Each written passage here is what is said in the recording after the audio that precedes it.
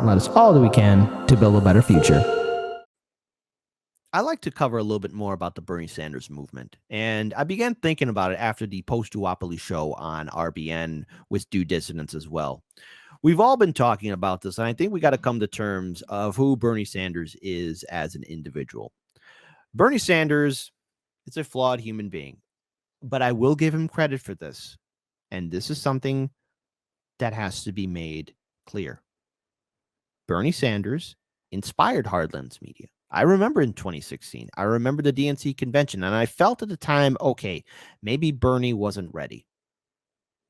But Daniel and I made the bold step in trying to create an independent media network here in Chicago, Hardlands Media.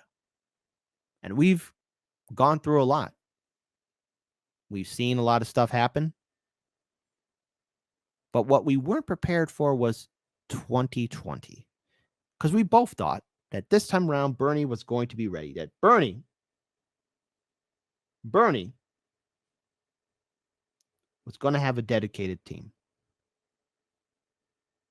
But that didn't happen. And I have to live with that, L. I really foolishly thought that he would be ready. And that wasn't the case. And then after 2020, there was this whole idea of, well, maybe the Justice Democrats can take over. Maybe AOC can do something. Maybe the squad, these progressive lawmakers, can do something, and they didn't. Justice Democrats is laying off people. Brand new Congress is boarded up. Our revolution is nothing but. I can't even say anything nice about our revolution. It's just nothing and irrelevant. And as for DSA, a political organization, why, their NPC, their National Political Council, the NPCs, being unable to really think for themselves, that voted on remaining being part of, you guessed it, you know it, the Democratic Party, or being a subfaction of it. So the movement is dead. The Bernie movement is dead. And I think we have to come to terms of why it's dead. First, we have to bring this up. Again, we talked about it. And in comparison to other politicians who maybe funnel money or give cash to their family members, this is small in comparison to the other big name politicians out there. But, however, it does cause some legitimate concerns when the Bernie Sanders is pushing, pushing campaign cash to a wife and stepson's nonprofit. So, and we all know him, Vermont Senator Bernie the Cuck Sanders steering campaign money to a nonprofit founded by two of his close family members raised a legitimate concern, according to a watchdog. Fox News Digital reported last week that independent senator in January and March transferred $200,000 in donor cash to the Sanders Institute, which his wife Jane O'Mara Sanders and stepson David Driscoll co-founded in 2017. The Sanders Institute appears to perform minimal work while paying out six figures in salary and other compensation to Driscoll, according to its most recent tax forms in 2021. So it's a do-nothing, nothing burger organization with just the name Bernie Sanders in it. Again, Bernie, you played a very interesting game. You raised up hope, and when you realized that people were actually believing your lines and your statements, you did everything you could to deflate your movement and be a good little cuck to the DNC. The facts present in this case and the family ties involved certainly raised a legitimate concern. Kendra Arnold, executive director and Foundation for Accountability and Civic Trust, told Fox News Digital, obviously a senator is not allowed to use his campaign to simply transfer large sums of money to family members, regardless of the route the dollars take. While on its face, the percentage the nonprofit paid out in salary alone is not necessarily problematic, legally, the issue hinges on whether the salaries were paid bona fide services for a fair market value, Arnold said. In other words, if the nonprofit and its executive director are truly producing work and actually earning the money, it is not illegal, but it is frowned upon. On the other hand, if nothing or very little is being done to legitimately earn the money, then it is highly likely a serious campaign finance violation has taken place. It's unclear precisely what the nonprofit has accomplished similar to Justice Democrats' brand new Congress, Our Revolution, and DSA. In its 2021 tax forms, the Sanders Institute reportedly dropping $159,885 into developing the Timeline Project, what is described as a policy-focused resource based on Bernie Sanders' work for over 4 decades that would be one of the key pillars of the website. That expense, however, appears to never have transpired. The website does not contain anything along the lines of policy-focused resource as described in its documents. So in other words, this lying little scoundrel just convinced so many people for 8 years to empty out their wallets to him and then sheepdog them into the Democratic Party. The Institute also reported dispersing nearly $89,000 for a news website, a matching amount for social media and content creation, and $17,765,000 for a gathering that never occurred due to pandemic. By the way, shout out to Nick from RBN, because I found Bernie Sanders' YouTube channel. It's got, 500,000 plus subscribers, right? A lot of those videos, they're feel-good copium videos. They're just there to make you feel good. Nick is right. And listen, if you want to click on those videos, remember, it's toxic positivity. And it might open an old wound if you were a diehard Bernie Sanders supporter, because you remember the feeling in 2016. Those videos are very well done, but it's toxic positivity. And you don't need that in your life. Sometimes some good old-fashioned toxicity is just all you need, because it'll bring you right back down to reality. But despite the content creation costs, and many of the blog posts on its website are primarily taken from and credited to other sources, its YouTube page has uploaded just 2 short videos this year. Hey, Bernie, that's not how you play the YouTube game. Its profile on Phoenix, that's what I'm calling Twitter, Phoenix, it's a brilliant idea. Put me in the game, coach. Musk, you can combine the bird and X and create Phoenix. It's brilliant. And think about the cool plushie toys you would make, right? Little cool little plushie Phoenix dolls. Anyways, off subject. But put me in the game, coach. I'm ready. I know how to do marketing. I got huge, big ideas, boss. They'll make your head spin. Also, appears to push external news articles and opinion pieces from its fellows. The Sanders Institute also did not identify sending any grant money to other liberal groups in its most recent tax documents, despite Jane Sanders saying its purpose was to revitalize democracy. Oh, God. In the support of progressive institutions at its launch.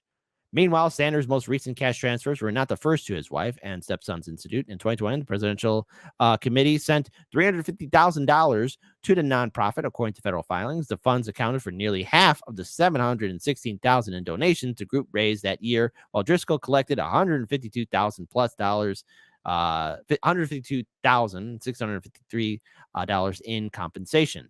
Fox News Digital has yet to receive any answers on the matter. Bernie, why aren't you talking, buddy? Why aren't you talking? Well, maybe this is a reason why. I want to pull up this video. Again, shout out to Compton J from RBN.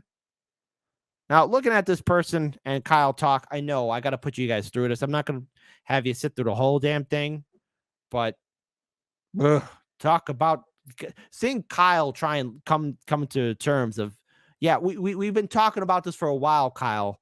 Thank you for kind of sort of waking up, but you're still a cuck in my eyes. Has been a fair amount of sort of grappling with the fact that, the whole Bernie thing appears to have petered out and we don't have a lot to show for it.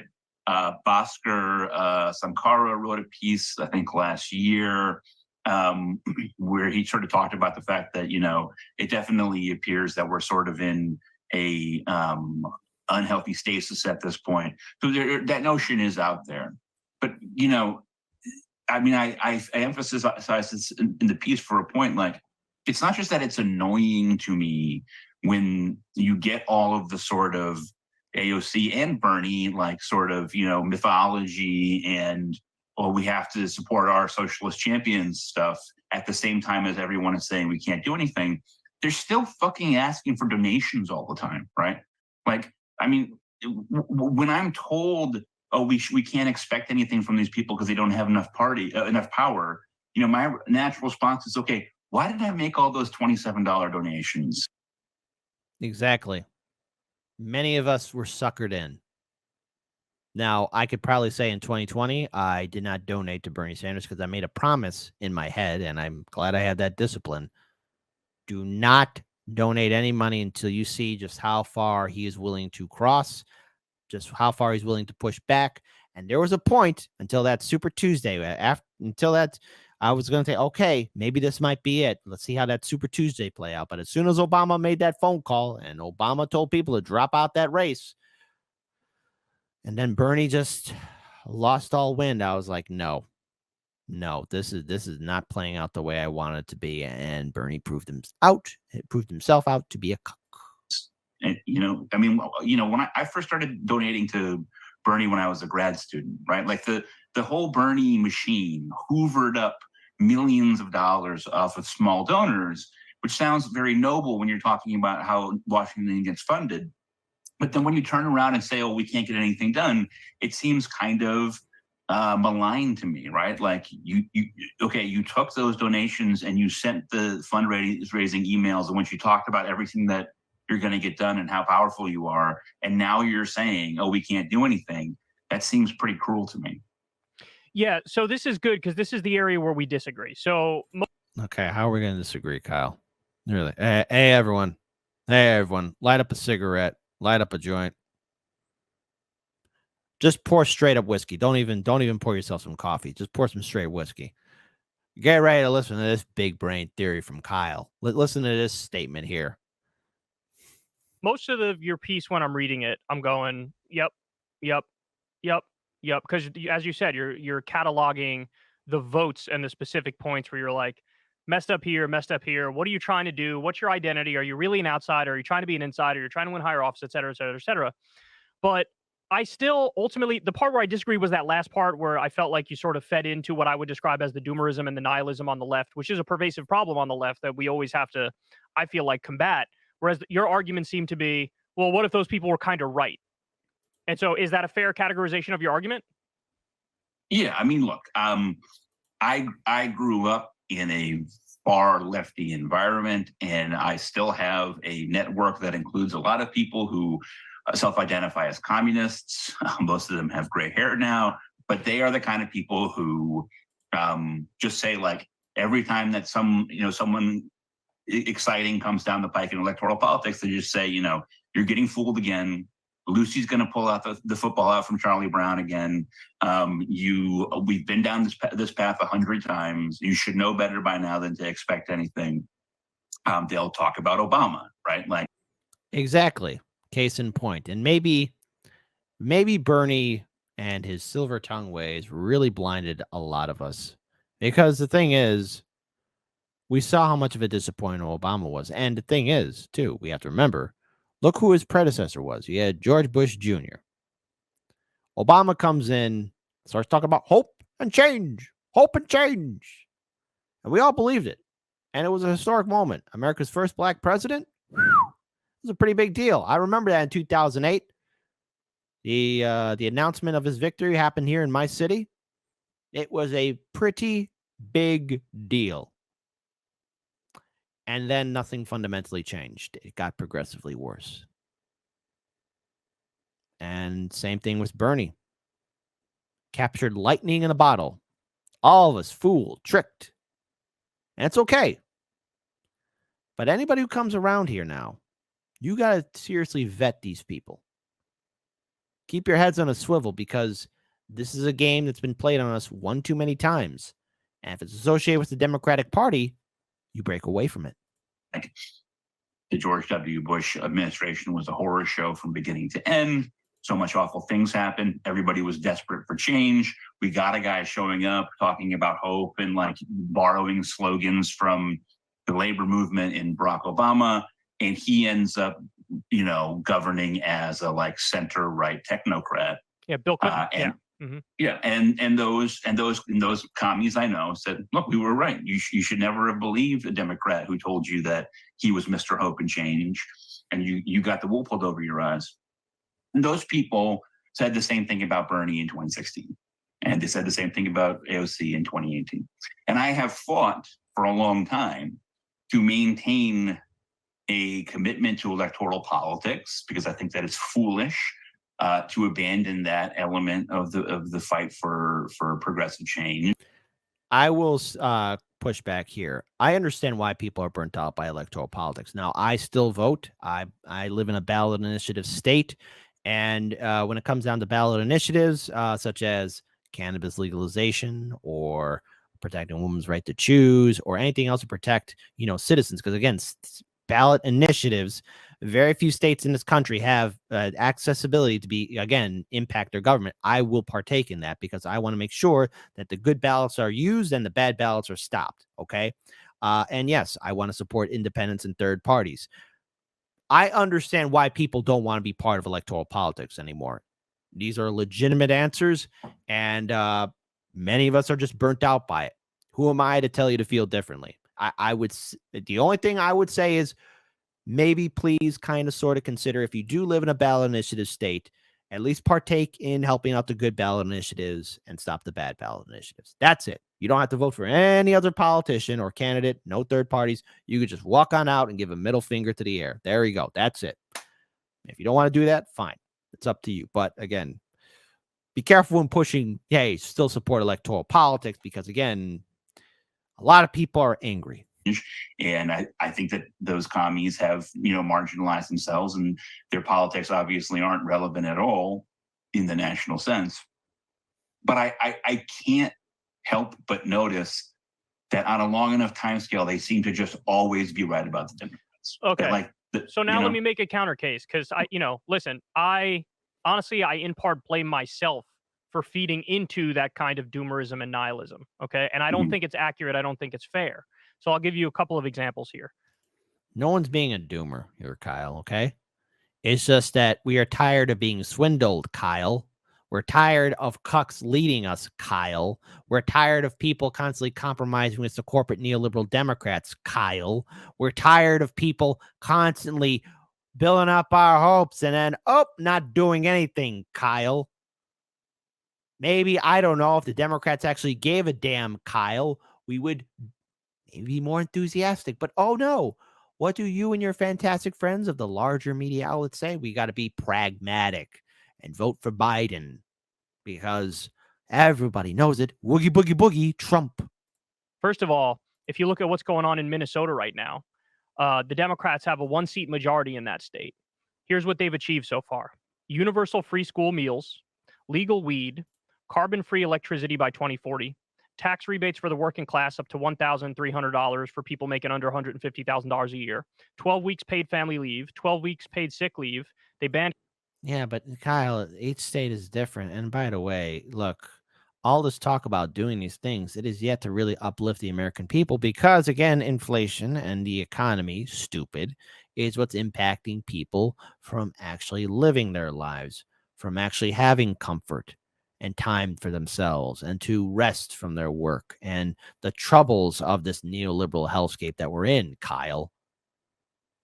And conversion therapy. They did red flag laws for guns. They did universal background checks for guns. They did By the way, $1,300. Thank you, Chad, for bringing that up.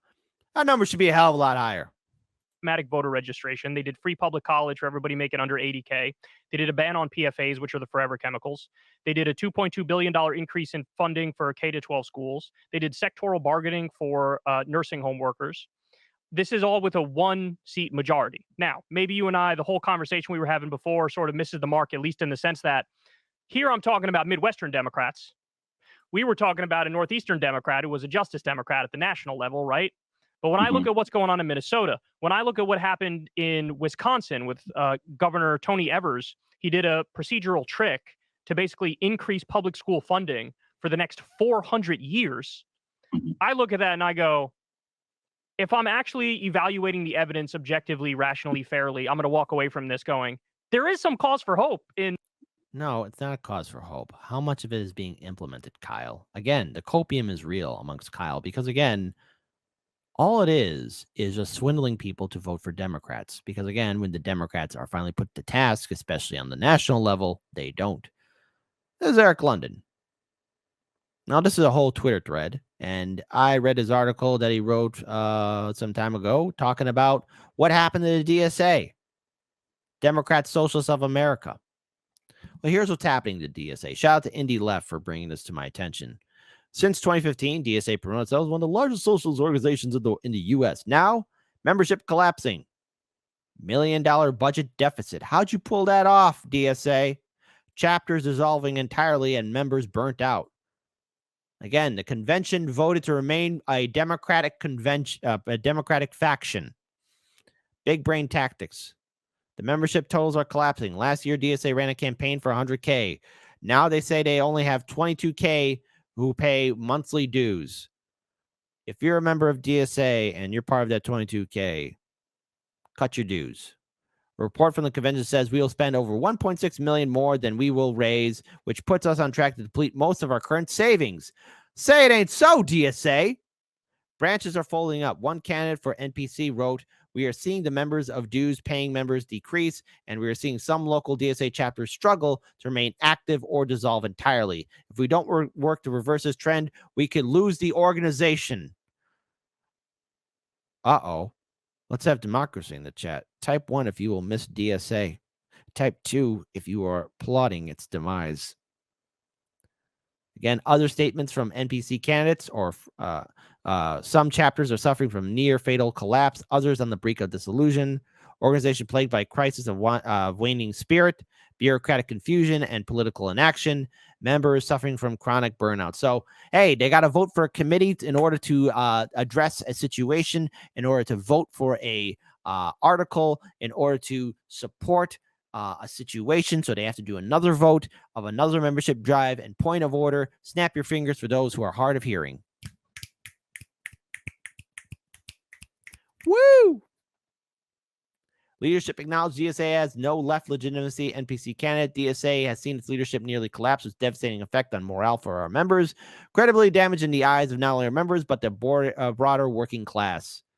Can't admit DSA is a party for the affluent. DSA is deeply middle class. The members of color we do have also come from privileged backgrounds. DSA will continue to grapple with the reality that most leaders and members from privileged middle class backgrounds. Efforts to diversify DSA so as to better represent a broad cross-section of working class is yet to significantly bear any fruit. Leadership is largely careerists, dem hacks, trade union bureaucrats, and take a look at their resumes. And speaking of DSA, I know I played this video before, but let's talk about their world heavyweight champion, Representative Alexandria Ocasio-Cortez, who somehow this little lady here, an entrepreneur, somehow, I don't know.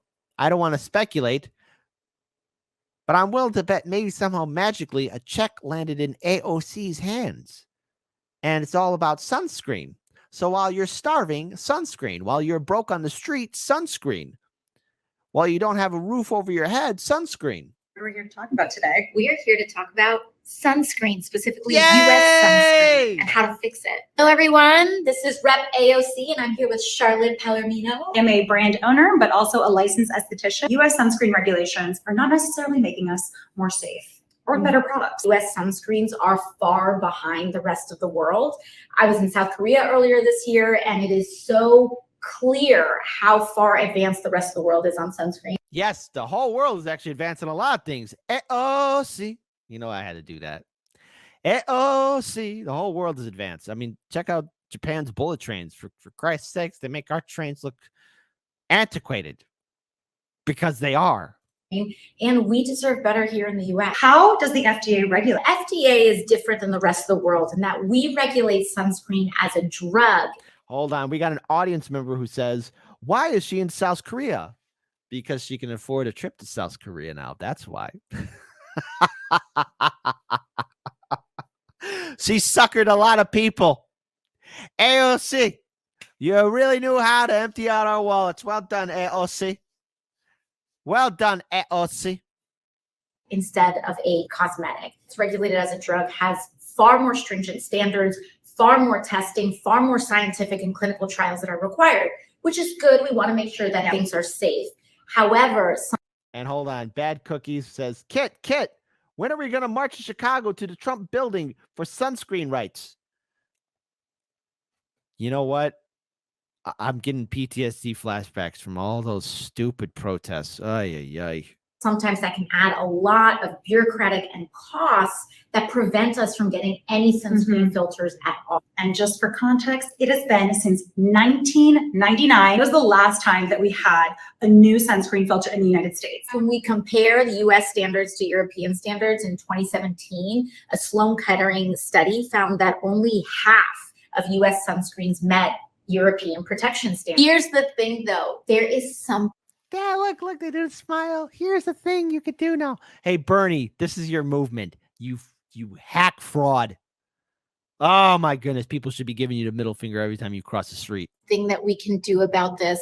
Congress has not been very aware of this issue, which is why there hasn't been a lot of momentum behind this issue. Truly, it's not too corny. Please contact your member of. It's not too corny. That's how she says it. It's not too corny. Okay. Congress, especially if your member of Congress sits on the Energy and Commerce Committee, they have jurisdiction over the FDA. However, any member of Congress can develop attention and draw attention to this issue. Ask them to break through. Ask them, to quote Anna Kasparian, journalists, ask them a question, ask them. Some of the regulatory barriers at the FDA and fund public research so that we can all enjoy the filters that develop out of the scientific process. Just need to make some noise about it. Totally. I mean, I love Korean sunscreens, but I want to buy this in the US. Why do we need to import them from all over the place? Yeah, why should we? Now give me that check. So what can we take away from this? You cannot build a progressive movement in the Democratic Party. You cannot build any kind of resistance in the Democratic Party. You are a fool to vote in the Democratic Party. And AOC and the cuck Bernie Sanders will do everything they can to tell you to vote for Biden because they endorse Biden. The movement is dead. The dream never was real. It was all a lie. So just like as Arnold Schwarzenegger's character Quaid is going to be lobotomized in Total Recall because it's all a dream, please wake up from the dream. Take the red pill. Bernie Sanders was a liar. Wake up to reality. The Democrats were never going to fight for you, and that's not being a doomer, Kyle. It's facing the facts. The neoliberal Democrats do not like you, they don't think about you, and they don't respect you. It was all a dream. It was all fake memories because none of it was ever real. Because the person, Bernie Sanders, who was leading that movement, didn't believe in it himself.